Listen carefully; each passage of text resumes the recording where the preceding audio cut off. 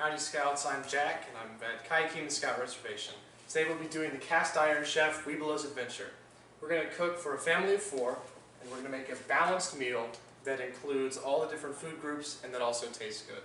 So we're going to make a pan-fried chicken breast that'll have our protein, our meat. We're going to make roasted potatoes for some starch and just because they taste good. Mixed veggies that will boil for our vegetable, and peach cobbler in the Dutch oven that includes our fruit and is a good dessert.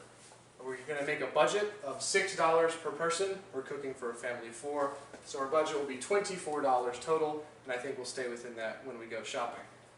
So we'll see you next time once we get the food, and then we'll get to cooking.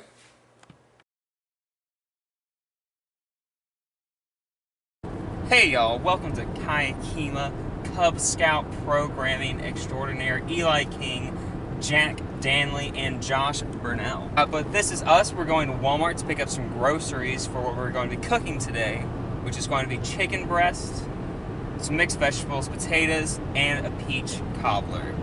It's going to be pretty tasty. We're going to have more stuff for you later.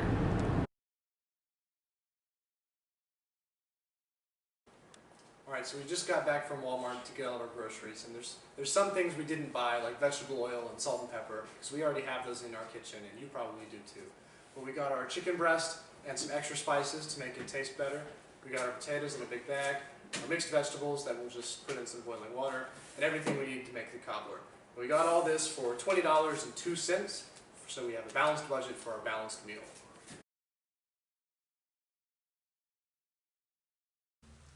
Alrighty Scouts, so now that we have purchased all of our wonderful ingredients, it's time to prepare for cooking.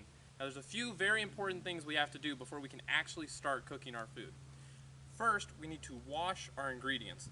So, our potatoes here need to be washed because they come from the dirt. And dirt is dirty and we don't want dirty dirt in our food. So we must wash our potatoes. Also, we must make sure all of our utensils and cutting boards are clean. Now you'll notice I have 2 cutting boards for my 2 ingredients, chicken and potatoes. This is so that none of our ingredients cross-contaminate. You never want your raw meat to touch cooked meat, vegetables, starches, anything else that you're cooking. So I'm going to cut up our potatoes and our chicken and I'll come right back. So now I have cut our potatoes into wedges. Now the next step is to put these wedges into the pan with just a little bit of oil, and that way they'll fry to a nice crispy texture. Now, with this recipe, you could also substitute these potato wedges for what we call smashed potatoes. To make smashed potatoes, instead of cutting them into wedges, you take your potato and you smash it.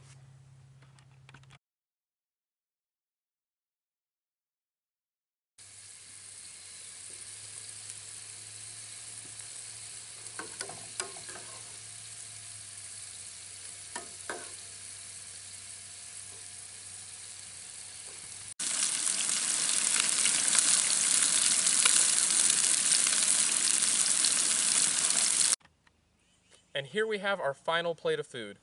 Our grilled chicken, our fried potatoes, and our boiled vegetables.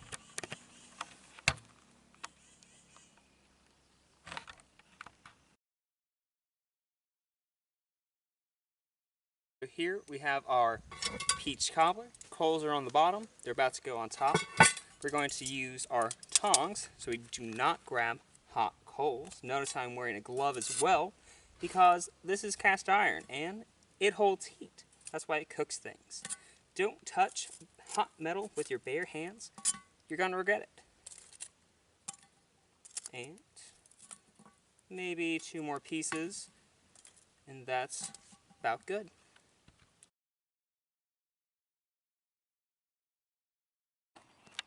Well, hey there everyone. The cobbler's been on our coals for about an hour and 20-ish minutes. Depending on how many coals that you use, it's going to depend on how long you actually have to keep it on there to keep it from burning. Our cobbler, it didn't burn, so come on, join us. Come on, sit down here. Look at this. And voila. Look at that. A nice beautiful color. The juices are starting to rise to the top, and it looks pretty tasty. We'll take it in.